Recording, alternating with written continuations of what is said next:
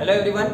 Now let's see the nature of enzyme action and the models that can explain the mechanism of working of enzyme, how enzyme works on substrate to form the products.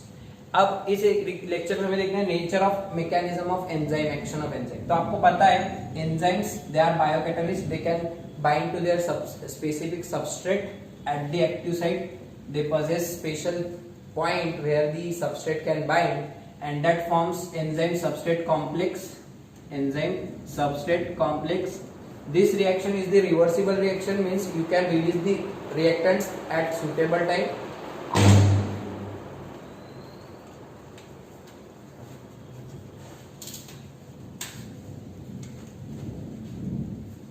Okay, इसको अपन रोक सकते reaction को.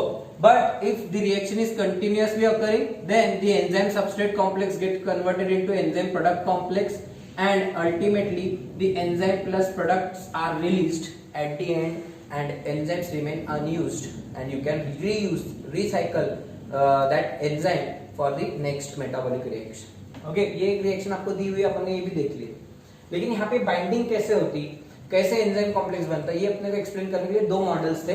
The models to explain the mechanism of working of enzyme. अपन क्या देख रहे हैं, mechanism of working of enzyme. अपन उसको थर्मोडायनामिक स्टडी तो कर लिए. Enzymes reduce the activation energy of reaction and they increase the speed of reaction. ये बात अपन देख ली, अपन ने ग्राफ स्टडी कर ली. लेकिन वो बाइंडिंग कैसे होती, शॉर्ट बीट है, इजी है, मस्त एकदम लॉक की जैसा, तो अपने को वो देखने. Now the first model, it has two models to explain the working of enzymes and binding of enzyme with substrate. So the two models of the first one is lock and key model and induced fit model. ये दो models है to explain the binding of enzyme with substrate. To explain the binding of enzyme with substrate. तो पहला model जो था, it was proposed by Emil Fischer. Emil Fischer in 1894, and the second model was proposed by Koshland in 1959. 1894, 1959 Koshland. आपको नाम याद रखना है scientist का बस. The lock and key model was proposed by Emil Fischer. ये बहुत फेमस साइंटिस्ट है, केमिस्ट हो. केमिस्ट्री में इनकी बहुत सारे फिशर प्रोजेक्शन फॉर्मूला वगैरह आपको आएगा, ग्लूकोज वगैरह का केमिस्ट्री में. सो फिशर बहुत इंपॉर्टेंट पर्सन है केमिस्ट्री के. और उसी तरीके से इंड्यूस्ड फिट मॉडल कोस्टलैंड ने दिया था. अभी मॉडल्स क्या बोलते हैं, so according to this model, first model, the enzyme acts as a lock. Enzyme is the lock and it has the site, this is known as active site, and the substrate, a specific substrate acts as a key. Substrate has a structure which can fit just like a key.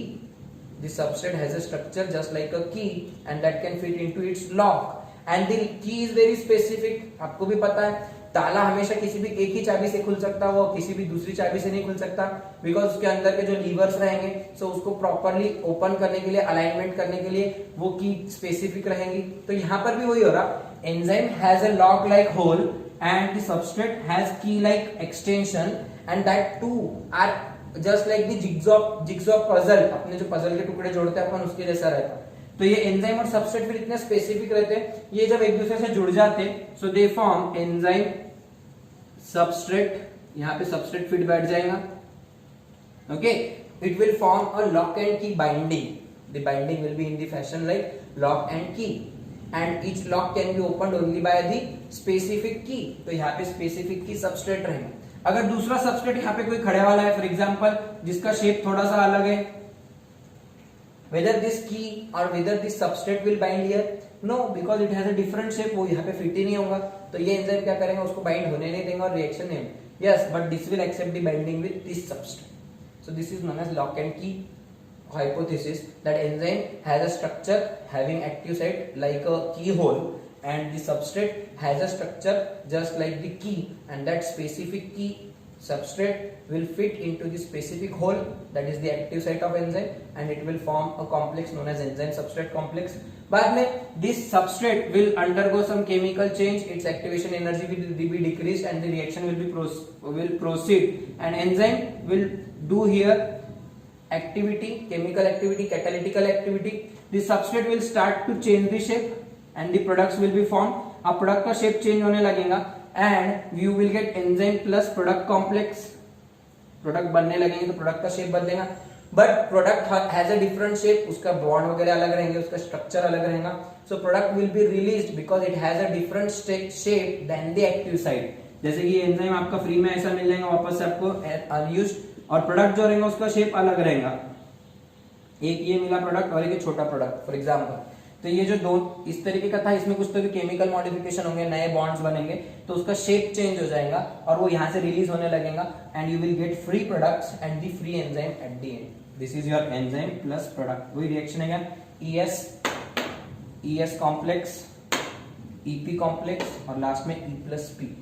Why the products are released?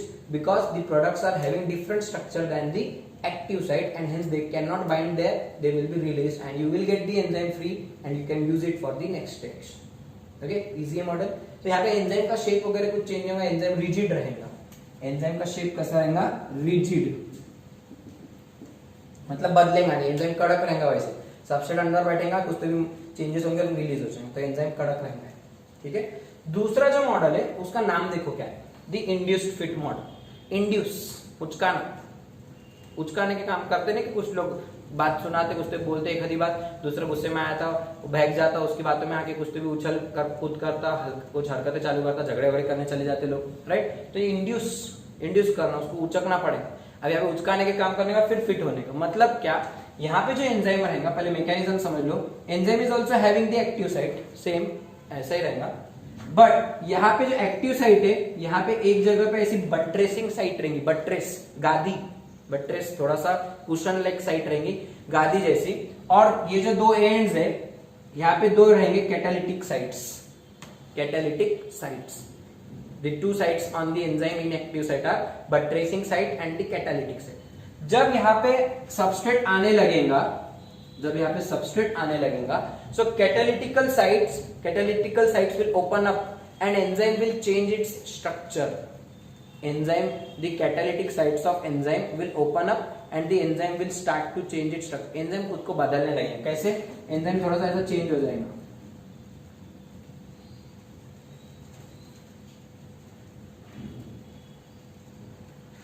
enzyme ऐसा open हो जाएगा। क्यों, so that this substrate can easily enter into it, substrate उसमें bind होने के लिए enter हो जाए। फिर सबस्ट्रेट यहाँ पे एंटर हो जाएगा ऐसे, समझ रहा है। So when substrate will approach the enzyme, when substrate will come closer to enzyme, there will be a conformational change. Conformational, ये केमिस्ट्री का वर्ड है, conformational change in the structure of enzyme, conformational change in the structure of enzyme, and that will lead to extension of catalytical sites and the substrate will bind to the buttressing site. वो buttress जहाँ पे गादी उसको बैठने की जगह है, buttress, वहां पे जाके बैठ जाएगा ऐसा substrate. Then the catalytical sites will lock the enzyme, वो वापस पैक कर लेंगे उसको, यहाँ पे ऐसा लॉक कर लेंगे इसको वापस से।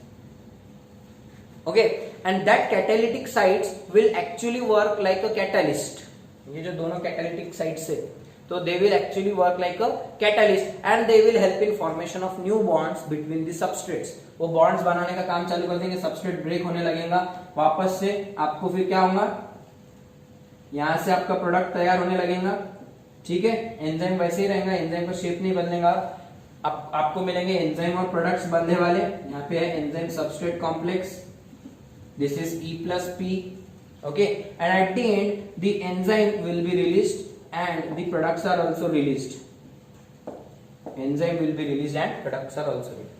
बस एक ही बात होंगी यहाँ पे, जब एंजाइम के नजदीक उसका सबस्ट्रेट आने लगेगा, sorry this is substrate, when the substrate approaches the enzyme, when the substrate approaches the enzyme undergoes conformational changes, means enzyme acts like a elastic body, वो इलास्टिक रहता है, अपना शेप चेंज कर सकता। यहाँ का एंजाइम कैसा रिजिड है, कड़क है, it will not change its shape and what will happen here, therefore the substrate try to enter like a key, लेकिन यहाँ पे क्या होगा, एंजाइम खुद को इस तरीके से थोड़ा सा ओपन कर लेगा so that the substrate can easily bind.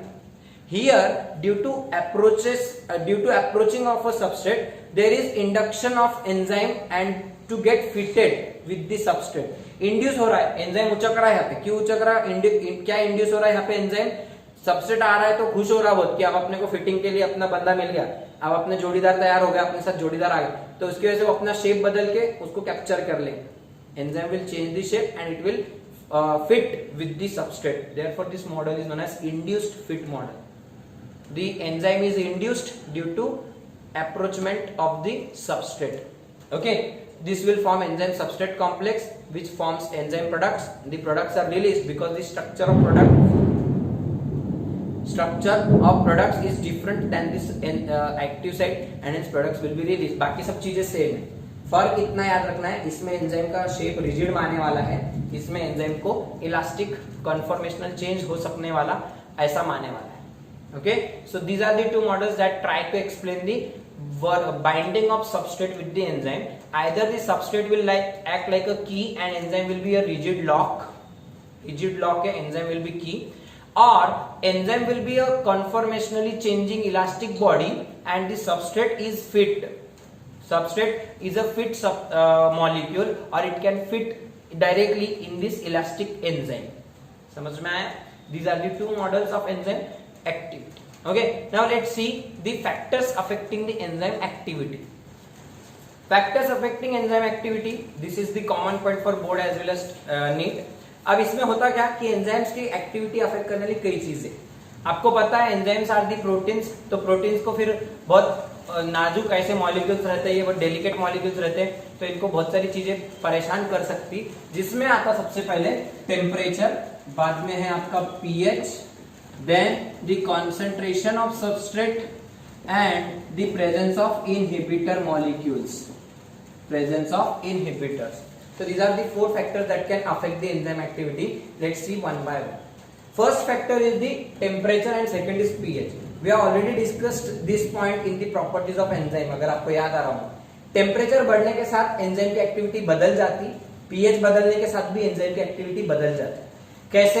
तो आपको पता है अपनी बॉडी का नॉर्मल टेम्परेचर कितना रहता है, 37 डिग्री सेल्सियस। तो अगर मैंने ग्राफ प्लॉट किया, सो एक्टिविटी ऑफ एंजाइम और बॉडी टेम्परेचर इधर रखा मैंने y एक्सिस पर और x एक्सिस पर ये एक्टिविटी ऑफ एंजाइम। तो मेरी बॉडी का temperature for example,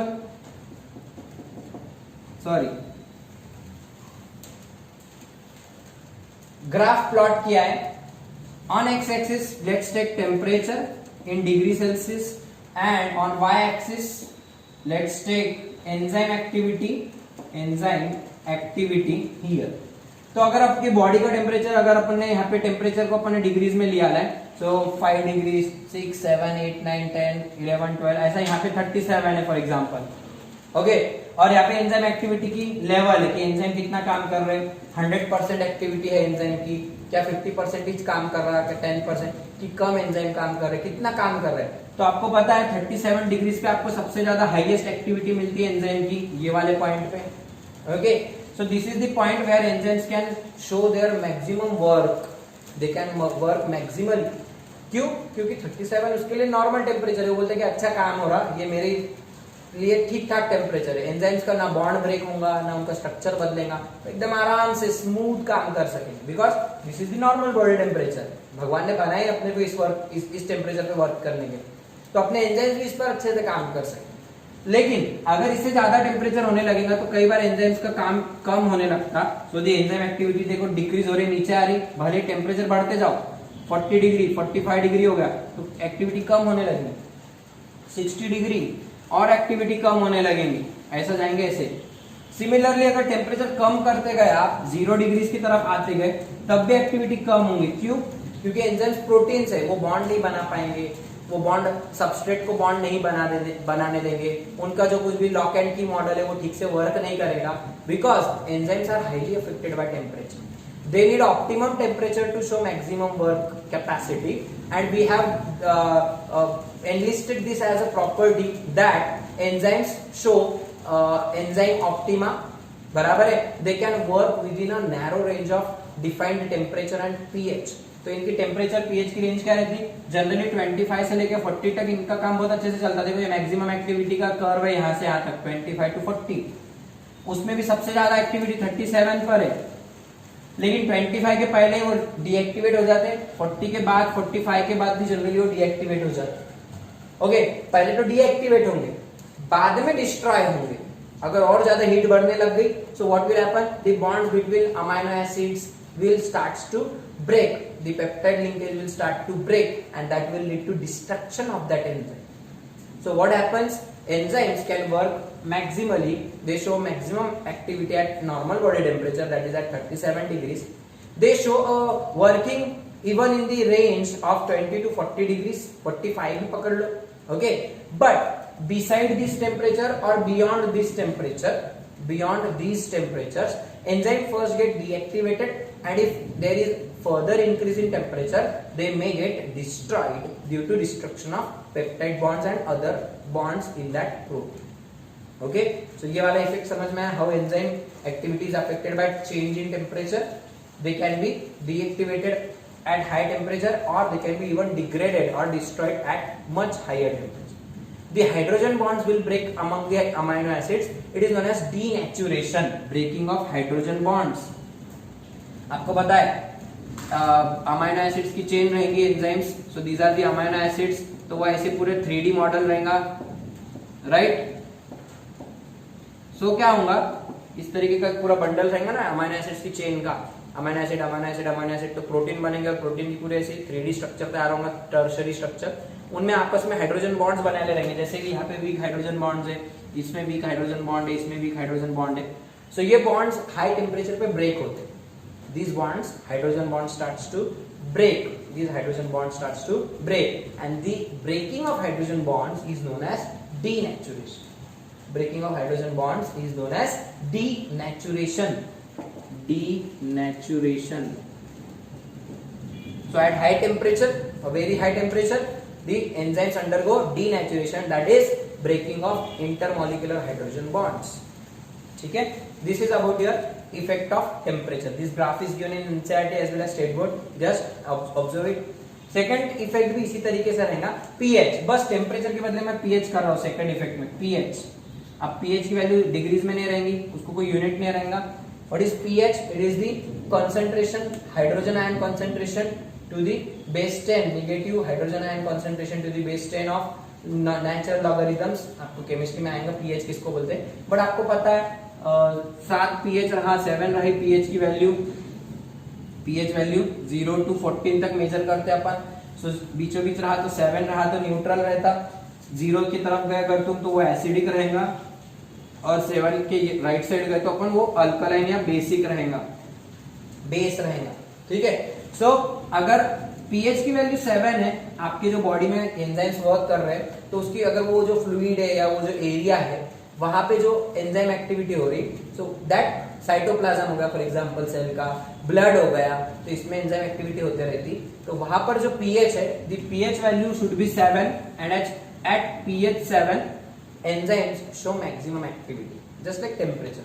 normal body pH भी आपका न्यूट्रल के आसपास ही रहता है, कुछ ऐसे फ्लूइड्स रहते हैं जिनका pH हाई रहेगा, एसिडिक रहेगा, हाईली एसिडिक, किसी का हाईली बेसिक रहेगा। मैं उन चीजों को छोड़ के बाकी जगह बोल रहा हूँ, ऑलमोस्ट ज्यादातर जगह आपकी बॉडी ऐसी है जहाँ पे न्यूट्रल pH मेंटेन है, तो एंजाइम्स वहां के कैसे काम करते हैं, न्यूट्रल pH पे मैक्सिमम काम बताते हैं।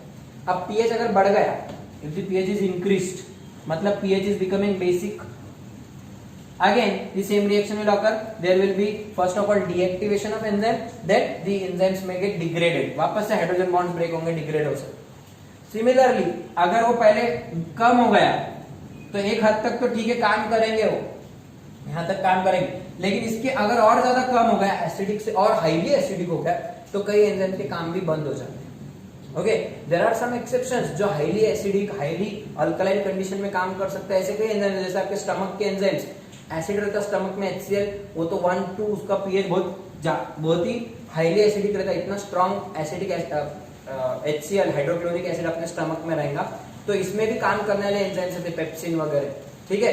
ये एंजाइम्स इतने हाईली एसिडिक pH पे काम कर सकते हैं, they are exceptionally working acidic enzymes, acidic activity करने वाले एंजाइम्स।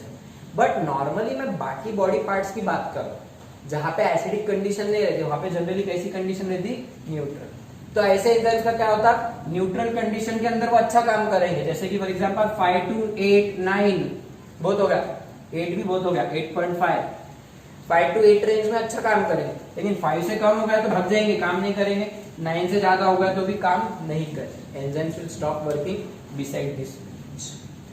समझ में आया? सेम टेम्परेचर कैसा, उसमें 20 से 40-45 की रेंज है, इधर 5 से 9 pH की रेंज है, इसमें अच्छा काम करता है। इससे कम हुआ तो डीएक्टिवेट होकर खराब हो जाते, इससे भी ज्यादा हो गया तो डीएक्टिवेट होकर डिस्ट्रॉय हो जाते, इधर भी डिस्ट्रॉय हो सकते। ओके, सेम इफेक्ट है, बस ग्राफ में यहाँ पे pH लेने का, यहाँ पे टेम्परेचर लेने का, सेम ग्राफ से दोनों एक्स और वाई एक्सिस के। आपको पूछते which of the following is the graph for activity of enzyme with pH, तो आपको ग्राफ याद रखना कितने इजी है, ऐसे ग्राफ से ना दोनों एक्स इस तरीके के पैराबोलिक ग्राफ से, कौन से ग्राफ बोलते हैं इसको, इस तरीके से जाके, तो these are the graphs. Okay, लेकिन आपको एमसीक्यू में 4 ग्राफ देते, ये एक है, ये एक है, ये एक, ये 4, कुछ भी ग्राफ देंगे। सो टेम्परेचर के लिए ये, पीएच के लिए भी ये, बाकी के ग्राफ्स रॉन्ग आंसर रहेंगे। समझा एमसीक्यू क्या बनता, which of the following graph shows correct relationship between enzyme activity and temperature, this one, enzyme activity and pH same. Okay, these are the two effects of temperature and pH on enzyme activity. The most important one is the effect of concentration of substrate on enzyme activity. It is a longer discussion than these two, so we will study it in our next lecture.